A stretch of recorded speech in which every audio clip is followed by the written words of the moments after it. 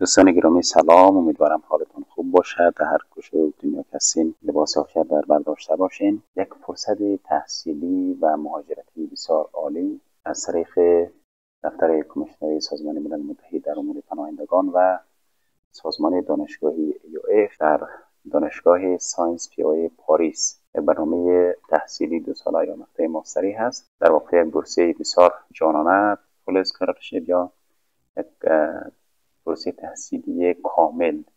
میخوایم که فرصت عالی را خدمت شما معرفی بکنم. اگر علاقه‌مند برنامه بودین گوش بکنین که زودتر اقدام بکنین. وارد لینکی که ما در قسمت دیسکریپشن ویدیو ماندین میشین و برای شما این صفحه باز میشن با عنوان UNHCR و Opportunities، فرصت هایی که در از طریق UNHCR هست. در قسمت چپ صفحه میبینیم که در مورد موقعیت بورسیه و مقطع بورسیه معلومات دادن. موقعیتش در کشور فرانسه هست. مقطع تحصیلی مقطع ماستری هست و تنها چیزی که خیلی مهم هست، من متاسفانه نتونستم که ویدیو را قبلا تهیه میکردم وقتی رو نسبت مسافت هایی که داشتم. تاریخ 23 فوریه البته میخوام از اینجا از جناب آقای داوود نبی‌زاده تشکری بکنم که اونها مشوره دادن که در این مورد یک ویدیو باید تهیه بکنم. از آقای نبی‌زاده عزیز واقعا قلباً تشکر و سپاسگزار هستیم بابت معرفی این برنامه و انگیزگی.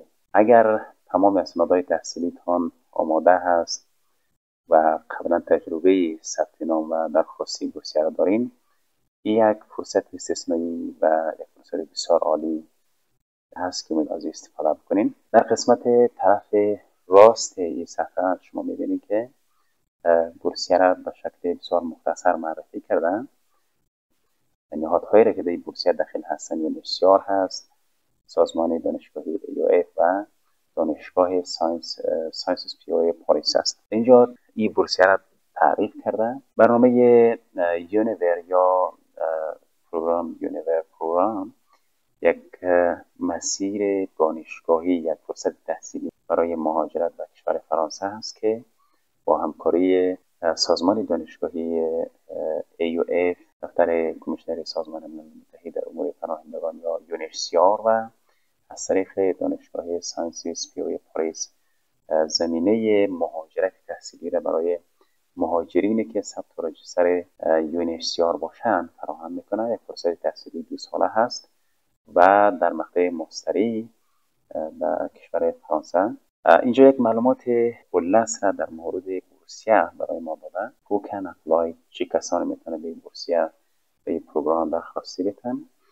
این فرصت را مخصوص مهاجرین است، کسایی که ثبت و رجیستر سازمان ملل متحد یا کمیشنری سازمان ملل متحد در امور پناهندگان یا دفتر UNHCR باشه یا که ثبت کشور دوم غیر از کشور خودشان باشه. در واقع شما اگر مهاجر هستین در کشورهای پاکستان، ایران، تاجیکستان، ازبکستان و اندونزیا، مالزی و سایر کشورها، البته برای مهاجرین هست و تمام ملیت هایی که وجود شرایط برنامه هست، یعنی مهاجرین تا شهروند کدام کشورها میتونه به این برنامه درخواست بدن. تمام مهاجرین محدودیت سنی که برای پروگرام وجود دارن سن بین 19 و 40 سالگی است و از کدام کشورها شما میتونید که مهاجر باشین و از کشور درخواست شمولیت برنامه را بکنین. هرچند اینجا گفته که تمام کشورهایی که شما با اون مهاجر هستین وجود شرایط هست، اما در قسمت یک استثناء را قائل شده که بجز از اتحادیه اروپا در تمام کشورهای دیگه که شما مهاجر هستین و ثبت و رجیستر سازمان ملل متحد باشین و محدودیت سنیتان بین 19 و 40 سال باشه میتونید که به این برنامه درخواست بدین. و زبان پروگرام یا زبان مقطع ماستری زبان انگلیسی و زبان فرانسوی هست و یک از زبان ها که مطابق درخواست خود شما میتونید انتخاب بکنید که بعداً به قسمت بعدی ویدیو خواهیم گفت که از لیست رشته‌های تحصیلی زمانی که شما انتخاب میکنین حتما به نظر داشته باشین که زبان تدریسش انگلیسی است یا فرانسوی. درک مورد نیازی که حتما باید داشته باشیم برای ثبت و رجیستر برنامه، این برنامه مخصوص مهاجرین هست و تنها افراد و اشخاصی که ثبت و رجیستر سازمان ملل متحد باشند و رفیوجی سرتیفیکیت یا تصدیق مهاجرت را داشته باشند، یعنی یک کیس نمبر یا یک نمبر رجیستریشن از دفتر یونیورسیتی را با خود داشته باشین میتونین که این برنامه درخواست بکنید. ولی اینجا بورسیه را یک تعریف بیشتر کرده که شامل چه مواردی میشه. گفتیم که یک بورسیه تکمیل هست یا فول اسکالرشیپ است. مواردی داره که بورسیه شامل میشه یا در برگیرنده این موارد هست، از جمله هزینه های درخواست، یعنی هر درخواستی شما میتونید، حتی درخواستی شما اپلیکیشن شما فیس ندارن، شهری دانشگاه یا فیسی که دانشگاه ماهواره در هر سیمستر یا هر سال میگیرن و هم شامل برنامه میشن. بوکس، مصارف کتاب ها های درسی که شما میگیرین یا ساری هم شامل برنامه میشه. مدد استیپند، کمک هزینه های ماهانه و فود الاونس یا مصارف برای غذا هم شامل برنامه میشه. هاوزینگ یا هزینه مسکن، لوکال ترانسپورتیشن، هزینه هم نقل محلی، بیمه صحی، حمایت های مشاوره و حمایت های اجتماعی و روانی و هزینه سفر شما از کشور دوم غیر از کشور خودتون به کشور فرانسه، ویزای تحصیلی، همه اینها شامل برنامه میشه و هزینه و مصرفش از طرف سازمان دانشگاهی یا تامین میشه. و موارد دیگه جمله فیس آزمون یا امتحان ورودی دانشگاه زمانی که نخستین امتحانی که شما برای ورود به دانشگاه میگیره هم فیس نداره و هزینه های استقرار اولیه زمانی که شما وارد کشور فرانسه میشین، نخستین وزارت هایی که دارین هم شامل برنامه میشن و کمک در انتقال اسناد تحصیلی شما. بعد از یک اسناد مقطع تحصیلی شما به اتمام میرسه، ارسال اسناد با مصارف این برنامه از طرف سازمان EUF یا سازمان دانشگاهی EUF و حمایت معلوم ها اسناد تحصیلی شما به هر گوشه دنیا باشه ارسال میشه و مصارفش به خود این هست. در واقع یک بورسیه کامل هست یا یک فول اسکالرشیپ هست. و دیگه قسمت how can apply، چگونه میتونیم به این برنامه درخواست بدیم و how to apply، چگونه درخواست بدیم. در این مورد دوستا نقطه های مهمی که از اینجا هست، در واقع دو لینک رو ما اینجا داریم، لینک اول و لینک دوم. اگر ما وارد لینک اول شیم، فرم آنلاین برای ما باز میشه که شما میتونید که فرم خانه‌پوری بکنیم و دوباره آنلاین درخواست خودتون بکنیم. و لینک دوم یا این لینک لیست رشته های تحصیلی هست، تمام رشته های تحصیلی که ممکن است، تمام مشخصات و کرایتریا های چیزهایی که نیاز هست با شما داشته باشین را از این لیست لینک میتونید پیدا کنید. و سایر جزئیات در مورد بورسیه، نوعیت ویزایی که برای شما صادر میشه، نوعیت از نوع ویزای VLSTS، ویزای طولانی مدت با عنوان ویزای تحصیلی هست. سوال اینه که آیا من در جریان تحصیل میتونم کار بکنم یا اشتغال داشته باشم؟ بله، محدودیت وجود نداره. در جریان تحصیل میتونن که صاحب شغل هم باشین و تنها محدودیتی که وجود داره شما نمیتونید غذای فامیل خود با خود ببرین. اینجا کسل مسئولیت یونیسیار دارم. یونیسیار میگه که من در قسمت چگونگی انتخاب، سلکشن و نتایج برنامه هیچ نقشی ندارم و سایر معلومات ها هم دارم شما یافین و از طریق نهادهای مثل EUF و یا دانشگاه لیسانس SPO پاریس میتونیم. البته نقش یونیسیار در این برنامه بیشتر نقش هماهنگی و نقش مدیریتی هست. عمده‌ترین نقشی که سازمان ملل متحد یونیسیار دارن اعلام این بورسیه است و نقش مدیریتی که دارن. زمانی که شما از طریق برنامه انتخاب میشین، برنده برنامه انتخاب میشین، اعلام میشین، از طریق یونیسیار تمام زمینه مسافرت شما از کشور دوم به کشور فرانسه فراهم میشن. یعنی هماهنگی انتقال شما را از طریق یونیسیار و ممکن از طریق IOM صورت بگیره. خب حالا میریم در قسمت لیست رشته های تحصیلی که وجود داره. شما قبل از اینکه برنامه را ثبت نام بکنید و درخواست خود را بکنید، لزوما در قدم خود شما لیست رشته ها را به دقیق مطالعه بکنید و از بین رشته های تحصیلی مطابق فرم آنلاین میتونید که از 1 تا 5 رشته تحصیلی را همزمان انتخاب بکنید. روی لینک کلیک میکنید تا رشته های تحصیلی را پیدا کنید. بله دوستان عزیز، زمانی که شما روی لینک کلیک کردین، لیست تمام رشته های تحصیلی به اینجا هویدا شد، مشخص شد. اینجا عنوان پروگرام، زیر پروگرام تمام رشته های تحصیلی هست که با خط آبی نشانه شده هست. از بین اینها میتونید که شما رشته تحصیلی خود انتخاب بکنید.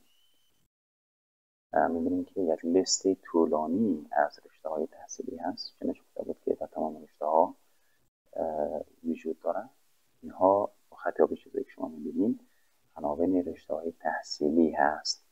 ما و چیزی خوبی دیگه وجود داره، اگر شما روی این خط آبی که در واقع لینک و عنوان رشته تحصیلی هست کلیک بکنین، معلومات های بسیار زیادی را در قسمت خود رشته های تحصیلی برای شما میده.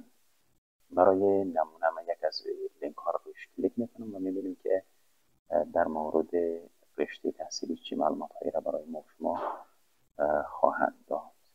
برای مثال من روی رشته تحصیلی International Development کلیک میکنم تا معلومات های بیشتری را در مورد رشته تحصیلی پیدا بکنم. روی از این کلیک میکنیم و معلومات بیشتر در مورد رشته تحصیلی را برای ما باز کرد. این صفحه که باز میشه در واقع تمام معلومات ها در رابطه با رشته تحصیلی International Development هست. اینجا معلومات های با جزئیات بیشتر را در مورد رشته و خوبیش اینجاست که به زبان انگلیسی هست. بسیار راحت میتونید که مفهومشان بگیریم. این لیست میبینید که کریکولوم های درسی و کردیت هایی که دارن اینجا در تمام مشخصات و اینجا یک پروفسور هست که در مورد رشته تحصیلی برای شما معلومات شفاهی میده. ما روی ویدیو کلیک میکنیم که میخوام پروفسور در مورد رشته تحصیلی ما باز کردیم چی معلومات داره. Hi, I'm Saskia Ravensburg, lecturer at the Paris School of International Affairs. Do you know that SIA is one of the 3 top universities on politics and international studies? I teach 2 courses there, one on gender and development and another one on how international development integrates the cross-cutting issue of gender identity and sexual orientation into projects and programs. As my students come from all over the world, you can imagine that those topics create a lot of debates and interaction. I also give a lot of examples from my own professional experience, and I ask students to do a lot of preparation for teamwork and exercises. One of my favorites is to invite them to prepare a mock session for the Universal Periodic Review. Last year, students prepared for a mock session of Malawi at the Universal Periodic Review in UN.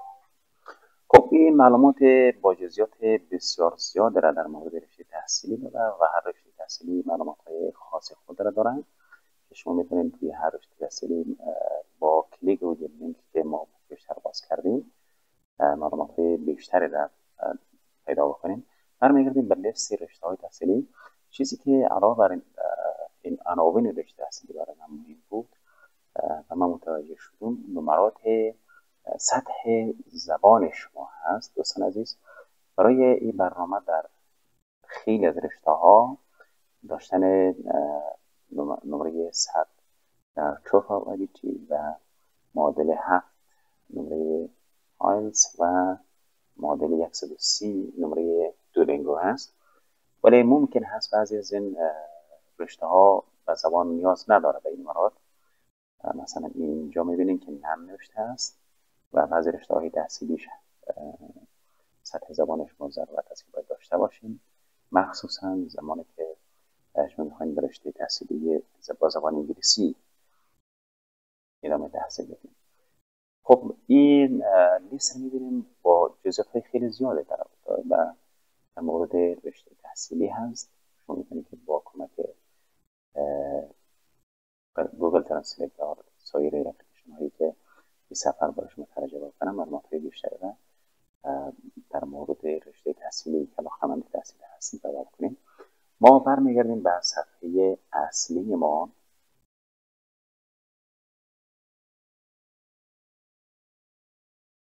بله، و روی لینک اول یا سی لاین کلیک میکنم تا چگونگی ارسال درخواست یا فرم آنلاین ثبت نام را رویش کار کنیم. روی لینک اول کلیک کردیم، فرم آنلاین به یک شکل باز میشه. دوستان عزیز، و زبان فرانسوی معلومات مفصل‌تری را در رابطه با این بورسیه برای شما دادم از طریق دانشگاه ساینس پی او پاریس. این برنامه برای دوره 2 ساله یا مقطع ماستری برای مهاجرین و افرادی که ثبت و راجستر سازمان ملل متحد هست با ویزای تحصیلی زمینی مهاجرت و ادامه تحصیل از طریق دانشگاه ساینس پی او پاریس فراهم میشن و در واقع یک دهلیز برای مهاجرت بر سوی فرانسه عضو اتحادیه اروپا است. و اینجا گفته که تنها کسایی که ثبت راجستر سازمان ملل متحد باشن یا دفتر ثبت بسیار باشن میتونن که به درخواست به فرصت تحصیلی درخواست روان بکنن.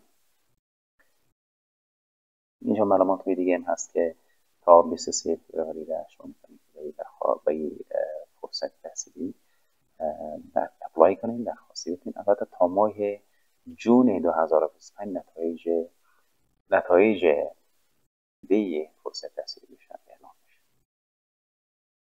خب حالا در قسمت چگونگی ثبت نام برنامه، عنوان اول در فرم آنلاین لیگل استیتس یا وضعیت حقوقی شما هست. در اینجا شما اعلام میکنید که من اقرار میکنم یا اعلام میکنم که من به عنوان یک پناهنده یا یک مهاجر در وسط راجستر دفتر UNHCR هستم و گزینه اول یا اوی که در واقع بله هست شما رویش تک میکنین، کلیک میکنین.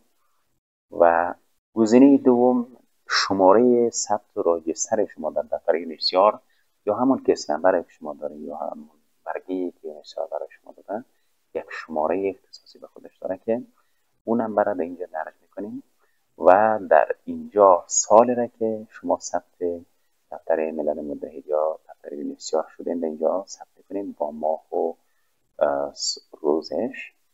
در اینجا دوستان عزیز در این رول یا در این فرم قسمت فرم شما یک تصویر یا اسکن یا عکسی از همان کارت یا توکنی که دفتر UNHCR برای شما دادن آپلود میکنید. البته حجم او فایل شما بیشتر از در این وی نباشه. و قسمت دوم قسمت معلومات های شخصی یا personal information یا بایوداتا هست. در گزینه اول تخلصتانه، در گزینه دوم نامتانه. در این قسمت شما تاریخ تولدتان با ماه و روزش می‌نویسین. در بخش چهارم اینجا می‌بینید شما جنسیتتان فیمیل هستین، میل هستین یا غیره. یک از اینها را انتخاب می‌کنین. گزینه اول فیمیل هست، گزینه دوم میل یا مرد است. سوال پنجم مربوط به وضعیت تأهل شما. شما متأهل هستین یا مجرد هستین؟ گزینه اول مجرد هست، سینگل. گزینه دوم مرد متأهل. گزینه سوم دیورس یا مطلقه. گزینه چهارم ویدو یا بیوه. گزینه پنجم غیره. خب حالا سوال ششم از وضعیت شما، از معلومات شخصی شما. آیا شما اطفال هم با خود دارین؟ صاحب طفل هستین؟ اگر بله گزینه اول و اگر نه گزینه دوم. سوال هفتم ملیت خود یا تعلقتان نسبت به کشوری که شما به اونجا مربوط به کشور هستین انتخاب میکنین. مازل لیست برای نمونه افغانستان انتخاب کردیم. و گزینه هشتم کشوری که فعلا اقامت دارین از این لیست برای نمونه پاکستان انتخاب میکنم.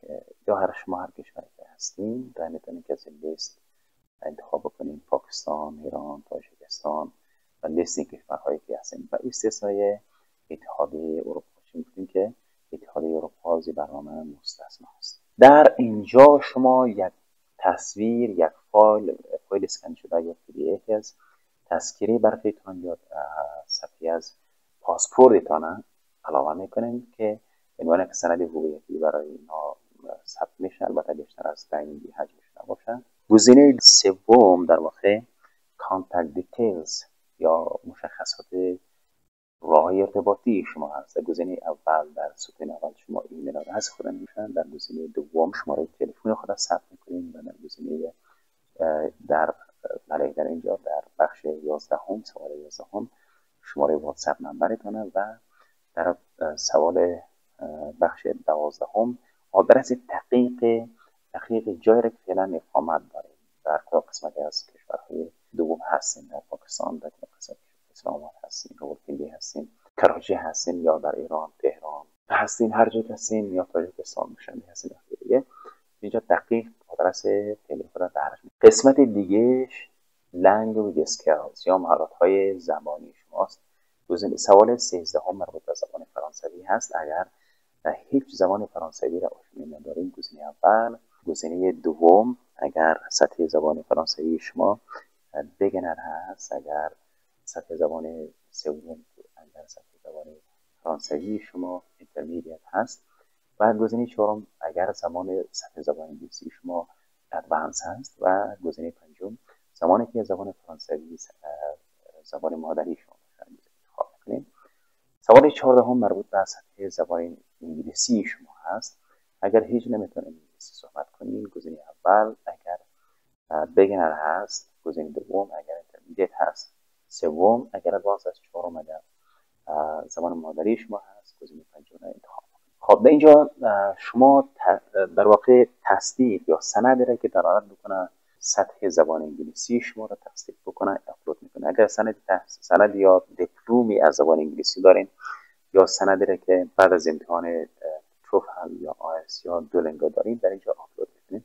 البته اینجا قید کرده که اگر فعلا این اسناد در دسترس شما نیست فعلا آپلود کردنش حتمی نیست. شما در جریان پروسه انتخاب و شارلست شدن میتونید که اسناد رو تهیه بکنید. یعنی شما بعد از 23 فبروری هم فرصت کافی تا ماه جون و احتمالاً تا ماه سپتامبر وقت دارین که اسناد را تهیه. و اگر داشته باشین تصدیق زبانتان که نور علی نور فایلی که در حد کمتر از 10 MB باشه آپلود کنید.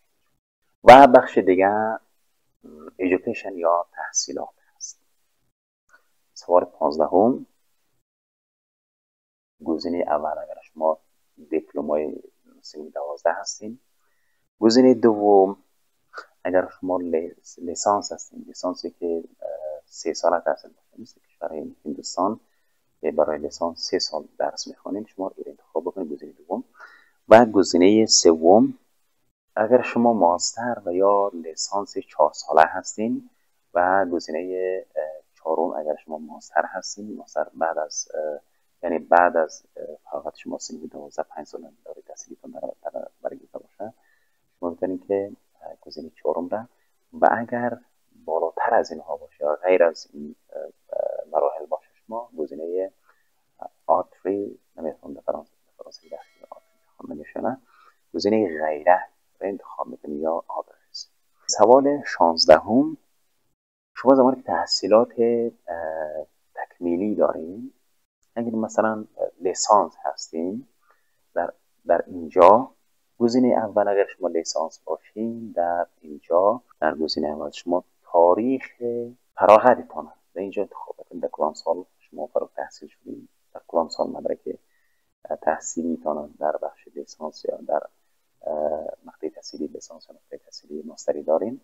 در این ستون شما دانشگاهی را که از فارغ التحصیل شدین درج میکنین و در اینجا در مورد رشته تحصیلیتان یا مشخص در مورد تحصیلتان توضیح می نویسین. عناوین رشته تحصیلتان توضیح میدین در حد 100 کاراکتر یا 100 حرف.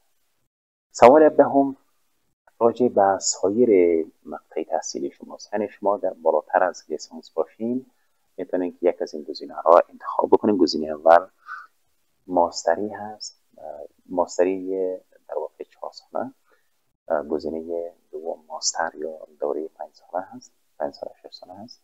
گزینه سوم دکترا یا پی اچ دی اگه داشته باشین و گزینه چهارم غیره. حالا اگر درجه تحصیلیتون بالاتر از لیسانس باشه و در این سه گزینه گذاشته باشه میتونید که گزینه غیره انتخاب بکنید، مثل دوره‌های استاژ یا استاژ فضایی. بخش دومی از سوال 17 تاریخ فراغت شما. اگر شما رشته، اگر وقتی تحصیلی شما بیشتر از لیسانس هست و شما یک از این گزینه‌ها رو انتخاب کردین، حتما به یک قسمت تاریخ فراغتتان، به یک قسمت دانشگاهتان و به یک قسمت هم رشته تحصیلیتان توضیح بدین. اگر لیسانس هستین دیگه به سوال 17 شما نیاز ندارید که حتما را خواهید کنید. به اینجا گفته که شما تمام مدارک تحصیلی دارن، در واقع همون دیپلم خودن یا بچلر دیگری خودن یا سند ماستری خودن به اینجا آپلود میکنید. اگر یک سند تحصیلی دارین در یک ستونش، مثلا ستون اول انتخاب کنین و یک سند تحصیلی کنین در حد دائمی باشه آپلود کنین. اگر دو لیسانس یا دو لیسانس و 3 سال ماستری دارین، یعنی 4-5 ستونی که اینجا میبینید همه اینا رو میتونین که پر کنین. مثلا برای نمونه لیسانس اول، لیسانس دوم، لیسانس سوم، لیسانس چهارم، ماستری اول. خب در اینجا برای شما گفته که ترانسکریپت نمرات خود در این قسمت شما اضافه بکنید. اینجا هم 5 گزینه دارن. ممکن است مثل بعضی دوستایی در فرانسه ما داشتیم که چندین بچلر داشتن یا چندین رشته ماستری داشتن، شما بتونید که در واقع ترانسکریپت نمرات خود در اینجا علاوه بکنید. و دوستان عزیز در اینجا گفته که لطفاً 2 تا در واقع ریکامندیشن لیتر اگر شما تجربه مسلکی دارید یا استاد دانشگاه بودین یا تجربه مسلکی تدریسی یا تحصیلی دیگه دارین، 2 تا از ریکامندیشن لیتر یا توصیه نامه را هم اینجا اضافه بکنین. ریکامندیشن لیتر اول اینجا، ریکامندیشن لیتر دوم اینجا. البته بعضی رشته های تحصیلی که شما از لیست انتخاب میکنین از این لیست، دوستان عزیز بعضی هایش در واقع ریکامندیشن لیتر را ایجاب میکنن. مشخصات رشته تحصیلی را بخونین، بعد از او اقدام بکنین به تکمیل فرم. بعضی رشته های تحصیلی داشتن ریکامندیشن لیتر اینجا در واقع حتمی یا منداتوری است، اینجا قید کرده که باید داشته باشین، مخصوصا کسایی که تجربه مسلکی دارن مثل استاد دانشگاه هستن یا چیزای دیگه. و در اینجا دوستان عزیز گفته که لطفاً در یک فایل پی دی اف که حجمش بیشتر از در این بینه باشه، شما مجموعه نمرات یا اوسط نمراتتان از دوره لیسانس یا دوره ماستری که داشتین اینجا یک فایل پی دی اف تهیه بکنین و مجموعه فیصدی نمرات دوره تحصیلیتان ما 2% داریم که ترانسکریپت نمرات در هر سمستر هست که اینجا شما مجموعه نمرات یا فیصدی نمرات خود را در این قسمت یک فایل پی دی اف تهیه بکنیم و آپلود کنیم. و در این قسمت دوستان شما خواسته که اگر تجربه کاری مسلکی یا تجربه کاری داشته باشین، لطفاً عنوان شغل خود، اداره که استخدام شده بودین و اداره کار میکردین و آدرس اداره تان به اینجا اضافه بکنید. آدرس اداره تان و عنوان شغل که شما مثلا شما با اداره مثل ستر محکمه با چه عنوان شغل وظیفه اجرا کردین، در حد 500 کاراکتر شما میتونید که توضیح بدین در رابطه با عنوان وظیفه و تجربه کاری. به اینجا اگر کارهای رضاکارانه یا ولنتری داشته باشین، داوطلبانه داشته باشین، همچنان عنوانش را، اداره‌ای را که با گونه داوطلبانه کار کردین و عنوان شغلتان را دقیق اینجا درج بکنید و ارسال. قسمت دیگه، این قسمت انتخاب رشته تحصیلی هست. سوال 18 راجع به انتخاب رشته های تحصیلی هست. شما از این لیست میتونین که تا 5 رشته تحصیلی رو همزمان انتخاب کنید. یعنی گزینه‌های انتخابی برای شما وجود داره. 1 2 3 میتونید تا 5 رشته تحصیلی رو شما انتخاب بکنید و تک بزنید.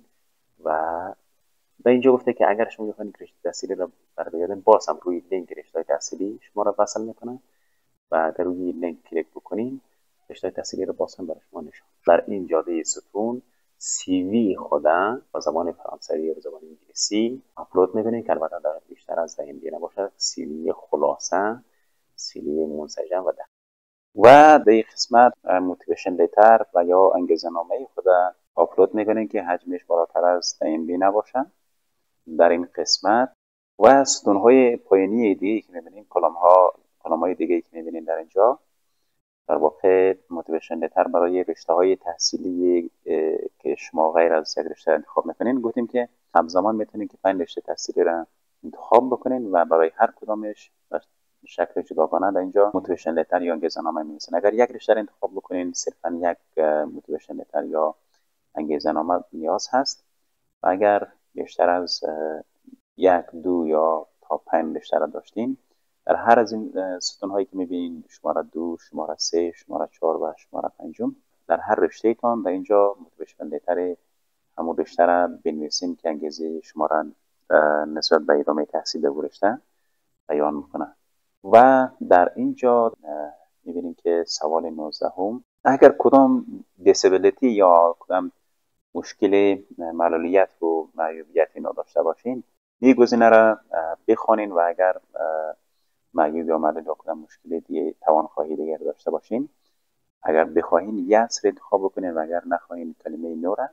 و یک سوال معلوماتی هست در واقع که دانشگاه مطابق شرایطی که داشته باشین زمینه ها و سهولت های را برای شما فراهم بکنه. و بخش نهایی، بخش اخیر در واقع کانسنت یا تعهد شما هست که دفتر یونیورسیتی میخواد شما یک تعهد بگیرد. در قسمت اول یا سوال 20 شما تعهد میکنین که من شرایط عمومی برنامه یونیور یا مسیر دانشگاهی فرانسه را مطالعه کردم و قبول دارم این شرایط را و گزینه تیک اینجا اضافه بکنین، حتما تیک بکنین. سوال 21 ما در اینجا اختیار میکنین که تمام معلومات هایی که ما در این فرم درش کردیم دقیق هست و هرگاه معلومات نادرستی را من انتخاب کرده باشم منجر به حذف از لیست برنامه خواهد شد. در واقع تصدیق میکنین که تمام اطلاعات را که من شریک کردم دقیق هستی را هم تیک بکنین.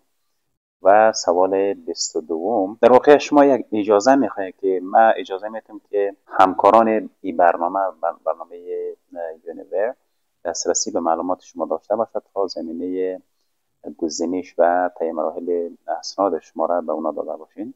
یا هم تیک بکنیم برای از اینکه این برنامه یک برنامه مشترک بین 3 نهاد هست. همه این نهادها اجازه بررسی اسنادهای شما را در واقع باید داشته باشد تا در قسمت تشخیص واجد شرایط بودن شما اقدام شود. گزینه را هم تیک میکنیم. و سوال 23 راجع به این است که به شما یک اطمینان میده که اسناد و معلومات شخصی شما با هیچ نهاد دیگه از اشتراک کنندگان یا از همکاران برنامه شریک نمیشه بدون اجازه شما. یعنی در واقع به شما اطمینان داده که معلومات شما بدون اجازه شما با هیچ نهاد و اشخاص به اشتراک گذاشته نمیشه. یعنی تمام مراحل معلوماتی که شما اینجا آپلود کردین اگر لازم باشه که به اشتراک گذاشته شود از طریق این برنامه برای همکارانش قبل از اجازه شما را میگه و یک هم تیک میکنید شما. و سوال 24 در رابطه به این است که آیا شما این معلومات را در مورد بورسیه از کجا دریافت کردین؟